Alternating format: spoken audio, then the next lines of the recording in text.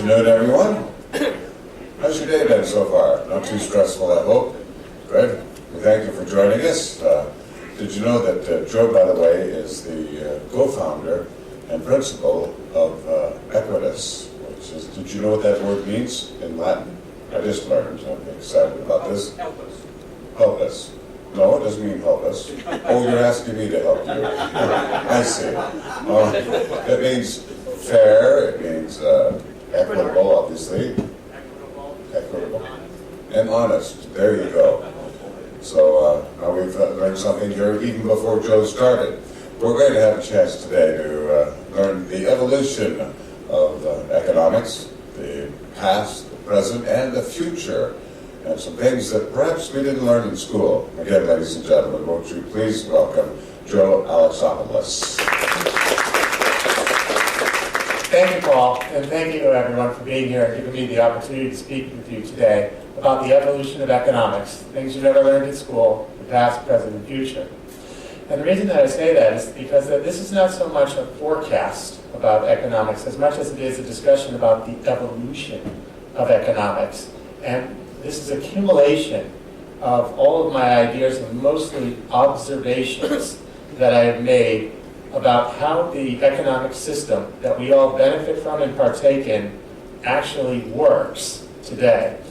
And so I think, I'm not that smart, really. I try to observe. Millions of people saw the apple fall, but Newton was the one to ask why.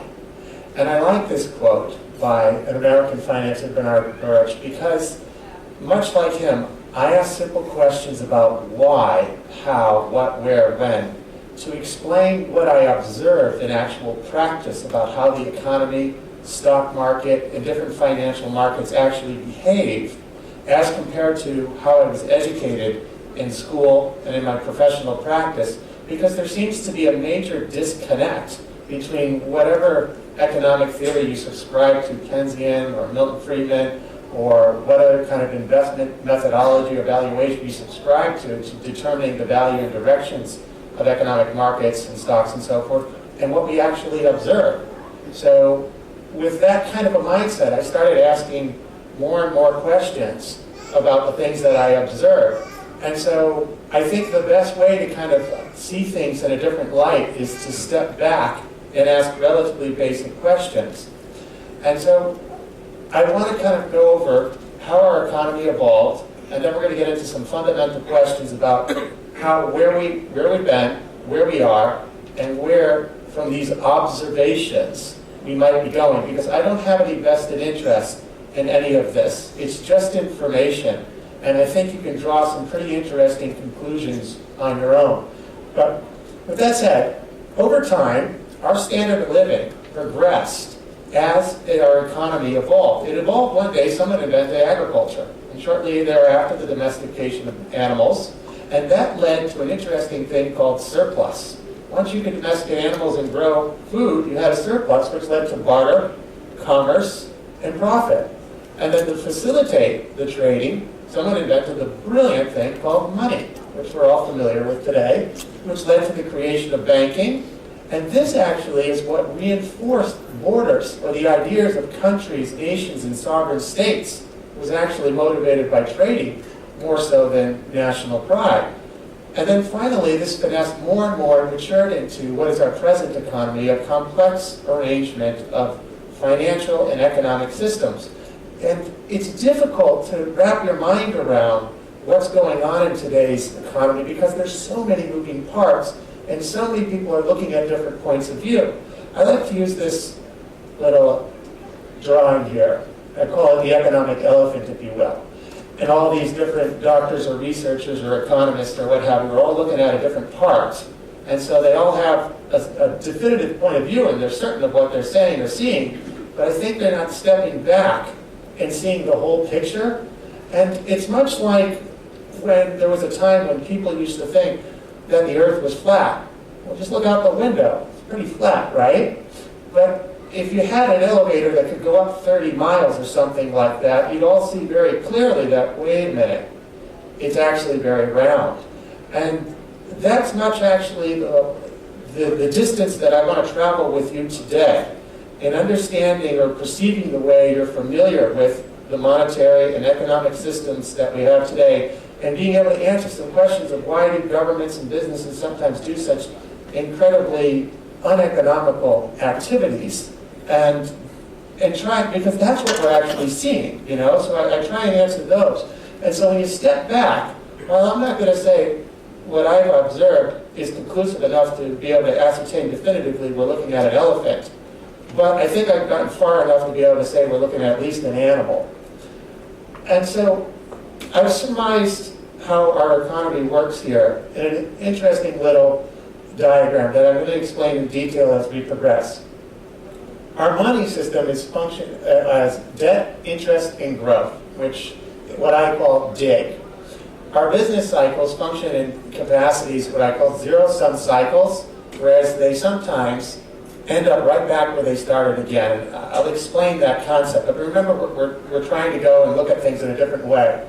Job creation is actually pretty simple to understand, and profit, in the relationship between profit and scarcity, the reason that that actually exists. But these four constituents here work together to actually hold down the releases of new technology and our standard of living. And I'm going to explain how all of this works and where I got these observations, which may seem contrary at first to your intuition. But to do that, like I said, I like to ask basic questions. And so let's start, wipe the slate clean, forget everything you've learned in your MBA, economic studies, and so forth, and let's just start with a real basic understanding of, well, what is an economy anyway? If you go to Webster's, you'll get 7 different definitions, but I think the one that sums it up the best is simply said, it's just the management of resources. That's what an economy is. That's why when you say to economize, you're being resourceful and thus saving, if you will. So on top of that, I like to kind of point out what, after all, is the goal of an economy. You're managing resources, so what is the goal of it? Today, I would argue that it's perhaps to make a profit.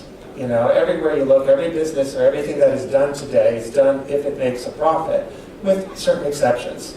But generally speaking, if it doesn't make a profit today, it just doesn't get done. So that, perhaps, given the way that we're set up today, is perhaps the most logical explanation. Other things you could say is perhaps is it, you know, to better the standard of living? That's a good answer. Or perhaps is it just to be economical in its sense, like to preserve the environment or something like that. There's many different ways to answer that, but the way that we're operating, just from an observational point of view, you could probably conclude best that it's to make a profit. And so how do you make a profit? You need money to be able to make a profit, quite simply. But we need to kind of understand what money really is. And yes, what money is it's a medium to exchange the resources, an accounting of those resources, if you will, to be able to exchange the profits, goods and services that we make in our modern economy. So I'd like to drill down a little bit more on exactly, well, where does money come from? All countries on this planet use a centralized banking system. In the United States, we use the Federal Reserve Bank. And I actually think it's done a pretty good job at managing financial affairs, but that's another debate for another time.